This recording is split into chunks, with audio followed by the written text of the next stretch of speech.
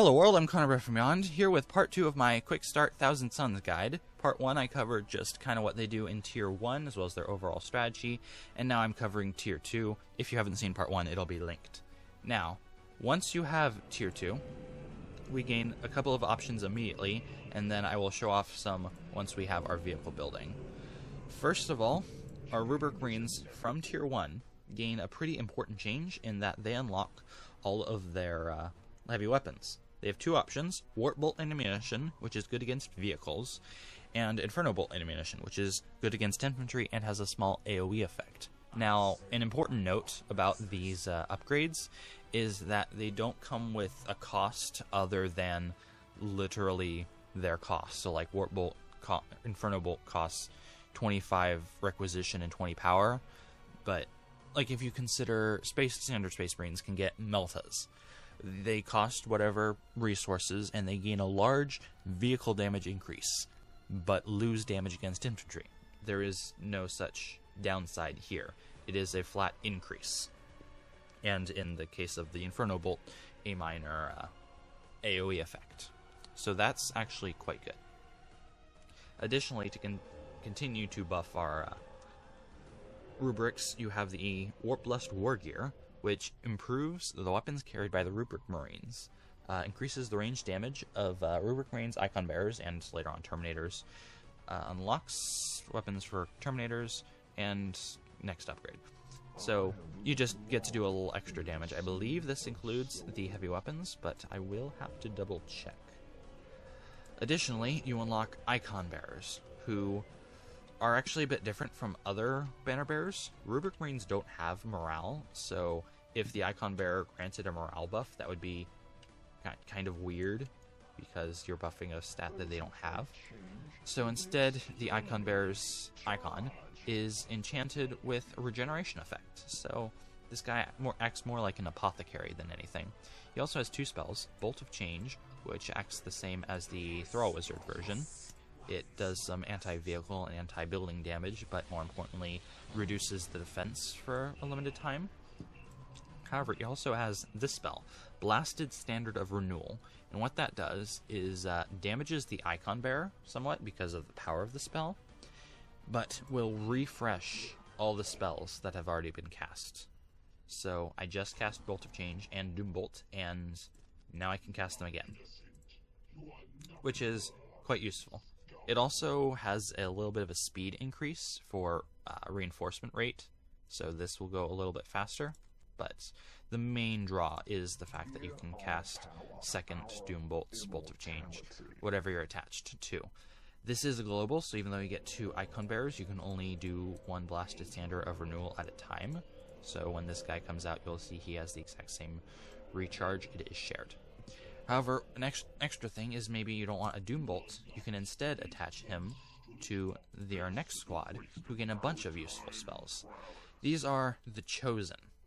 You can only get one of them, and they act similar to the Eldar Seer Council, or Black Templars get Sword Brethren.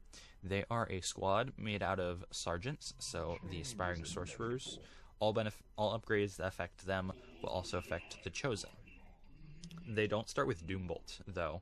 Instead, they start with Warp Lightning, which targets a single squad and reduces speed and does some damage over time. You can also immediately unlock a Twisting Path, which will pin a squad in place and change its stats. So you have not one but two spells to pin enemies in place, which is useful because these guys are melee and not crazy fast like the Screamers. So up here we will be fighting the Iconoclast, who is another kind of unique a unique melee squad. That's not quite a commander, it's a bit different, but it should have a similar result. And so you'll be able to see we can drop first Warp Lightning, and it will freeze them in place, basically. We can keep shooting them. And then once they move, we can drop Telekinesis on them, which is also holding them in place. Bolt of Change just for fun. And then we can blast its Standard of Renewal and cast all those spells again.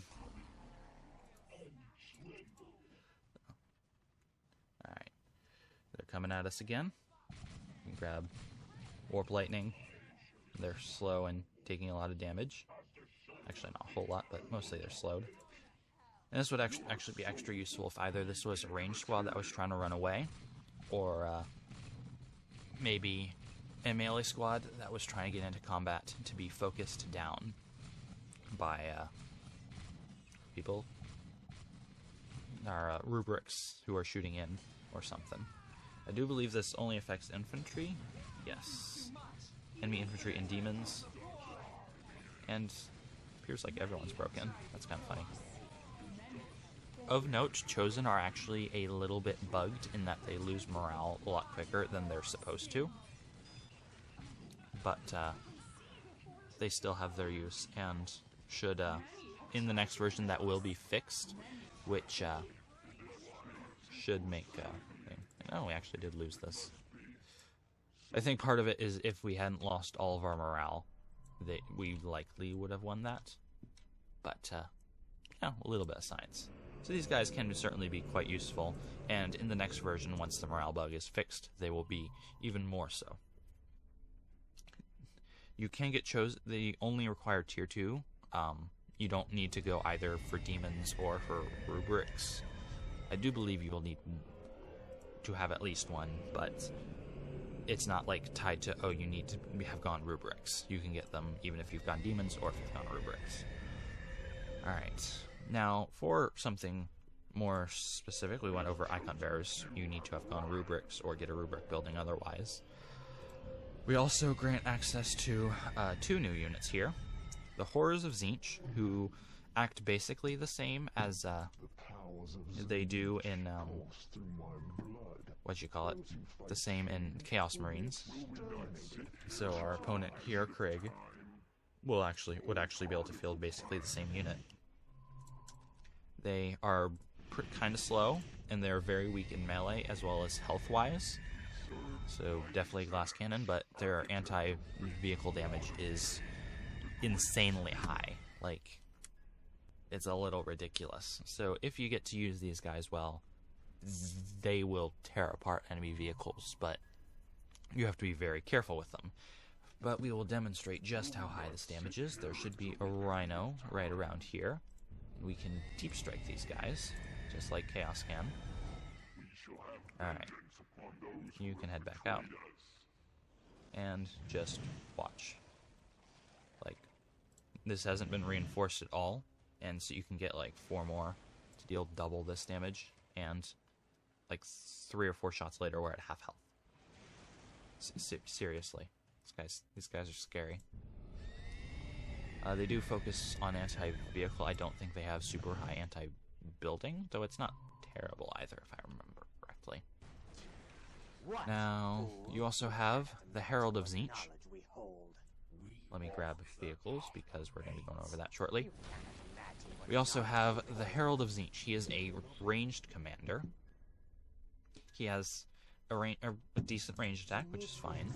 He is a bit vulnerable in health, I believe. Yes, he has even less health than the Sorcerer Lord. It's kind of scary. But he has 2 spells. Gift of Tzeentch costs 10 power to cast, but it does random damage to troops in the target area. So I don't think it has a massive... it's a decent effect area. He also has Power of Change, which improves the armor piercing of all nearby allies. So imagine casting this whilst a bunch of horrors are focusing down an enemy vehicle, or while you have rubrics shooting in. Like, pretty decent. It does affect both melee and range damage, so that's not to say the Chosen or whatever can't benefit. Does it have a showing of what the area is? Not quite. But still. The effect extends in a large area around the caster and lasts for a long duration. Okay, so that's actually pretty decent. So, yeah, this guy seems good. And finally, we can go over a few of the vehicles. And we need, not tier 3, we need vehicle upgrade. Anyway, the Rubric Dreadnought works pretty much the same as like standard Space Marine Dreadnought. He's armed with a heavy bolter and a missile launcher. Really nothing special there. It's not bad per se. And in tier 3, you can upgrade to either replace the heavy bolter with a autogun, or he can replace the missile launcher with a las cannon. So, not bad by any means, but not anything super interesting. Rhino is the same case. It's armed with a storm bolter on top, can upgrade to get smoke grenades. Yeah, it's right here. And it can transport, which can be useful for your rubrics because they are kind of slow. Although I meant to show off another upgrade of them that actually helps with the slowness. So, again, not useless, but not anything particularly special. And the Deceiver also works the same as Chaos. It's got Crushing Claws and Flamethrowers, so not terrible, but not exciting either. But you have 3 vehicles, actually. There's one over here that I would like to go over. First of all is the Ferrum Infernus Dreadnought. These guys are limited to 1, and they're similar to Blood Angels have the Librarian Dreadnought, although it is this guy's lower tier. I want to say the Librarian Dreadnought's like tier 3. But this guy has, decent stats, defense, attack. Tier 3 gets a multi-melta, but the most important bit is he comes with 3 spells.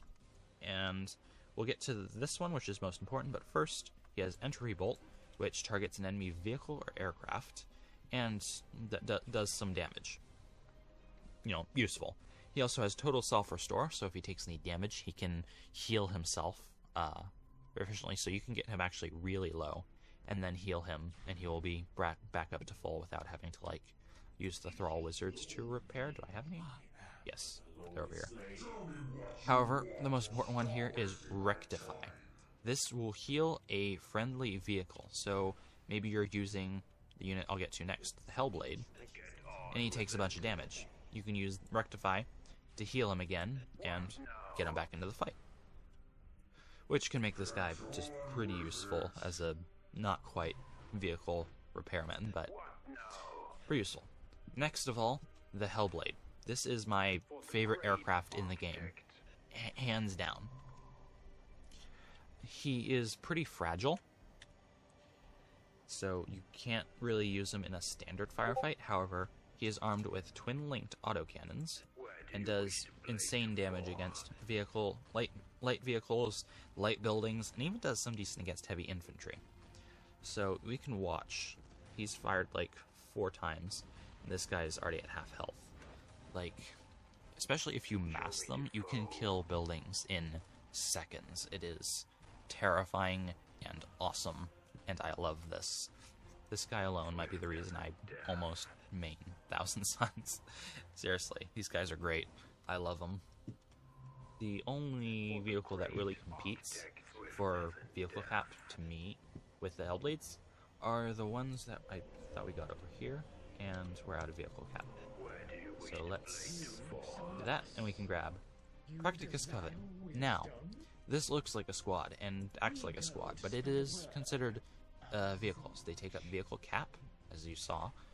They also have vehicle armor. It is light, but it is vehicle armor nevertheless, which makes them surprisingly tanky.